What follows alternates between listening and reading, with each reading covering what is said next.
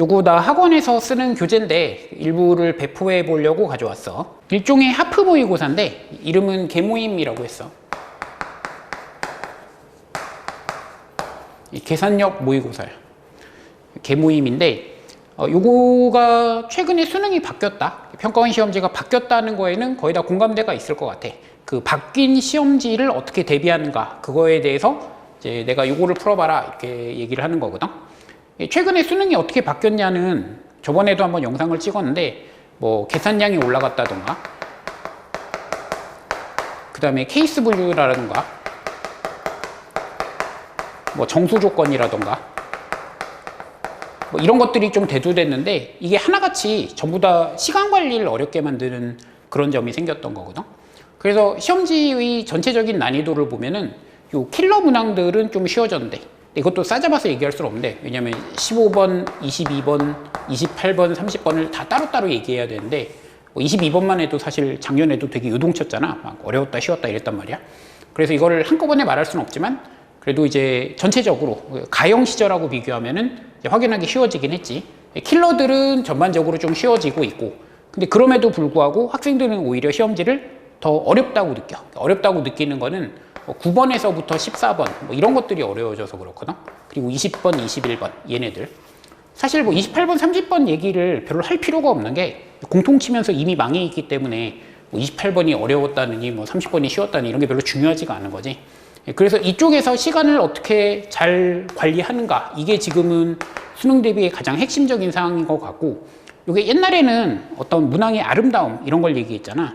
무슨 평가원스럽다는 표현을 쓰면서 이제 잘 읽어내는 거, 그 다음에 어떤 생각을 잘 떠올리는 거, 뭐 이런 게 중요했는데 그런 것들이 상대적으로 덜 중요해지면서 뭐 이런 거, 이렇게 이런 것들이 중요해진 거지. 여기다가 이제 하나 더하면 고1 수학까지. 그래서 이런 맥락에서 이제 요거를 대비시켜주기 위해서 편집한 모의고사가 개모임이야. 문제 구성은 수원수투로 돼 있고 공통범위 수원수투에 12문항으로 돼 있어. 대체로 단원별로 2문제씩 있다고 생각하면 될 것 같아. 지수로그 2문제, 뭐 삼각함수 2문제 이런 식으로. 그 다음에 요거를 50분 풀면 되거든. 이것도 시행착오를 좀 했는데 결국은 12문항 50분으로 수렴했어.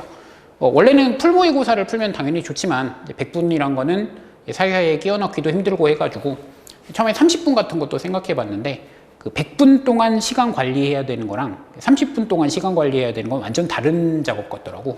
그러다 보니까 뭐 몇 번 좀 연습하다가 이제 이쪽이 제일 낫다고 판단했어. 이렇게 돼 있고 내신 문제에서 많이 문제를 가져왔거든. 구성이 주로 내신 기출에서 문제를 선별했는데 뭐 저작권 같은 게 이제 걸리면 안 되니까 뭐 나름대로 변형은 했고 슬쩍 바꾸는 거 있잖아. 뭐 그런 거 해놓고 그 다음에 문항 선별하고 이런 거를 신경을 쓰긴 썼거든.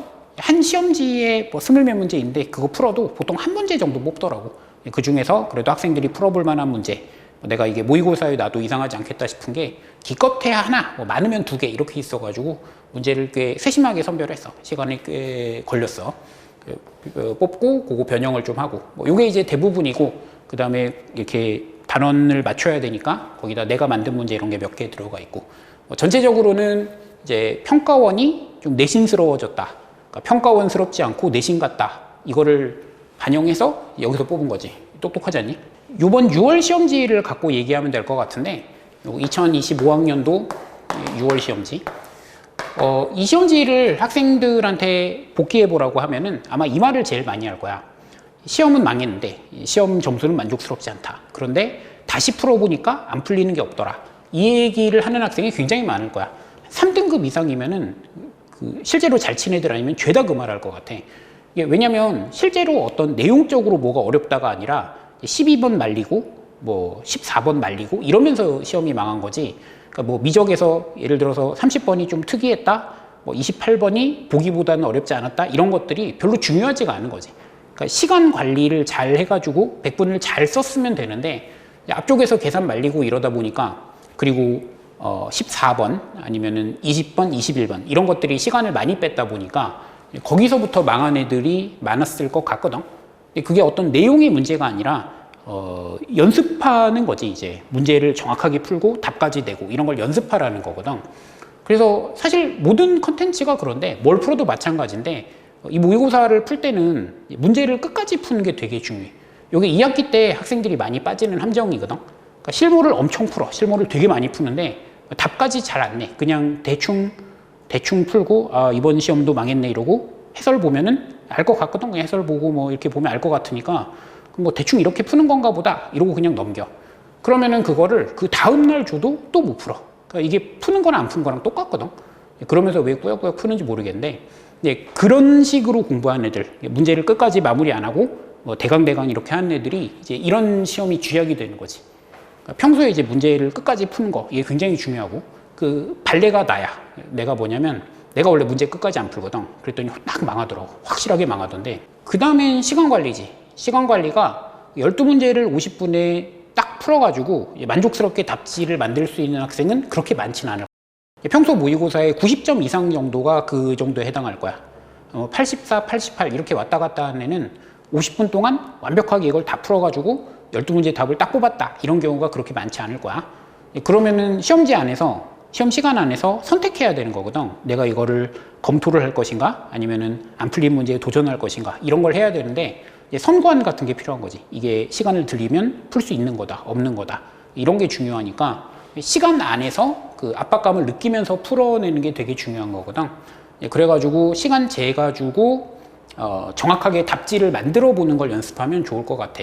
몇 년 전부터 이렇게 모의고사 만들어서 배포하고 했는데 특별히 다른 목적이 있는 건 아니고 첫 번째는 이제 잘난 척. 내가 이렇게 문제를 만들고 이런 걸 하는 사람이다. 뭐 이런 게 있고 그 다음에 뭐 광고, 책 좀 사가. 책 팔고 있거든. 책 좀 사가.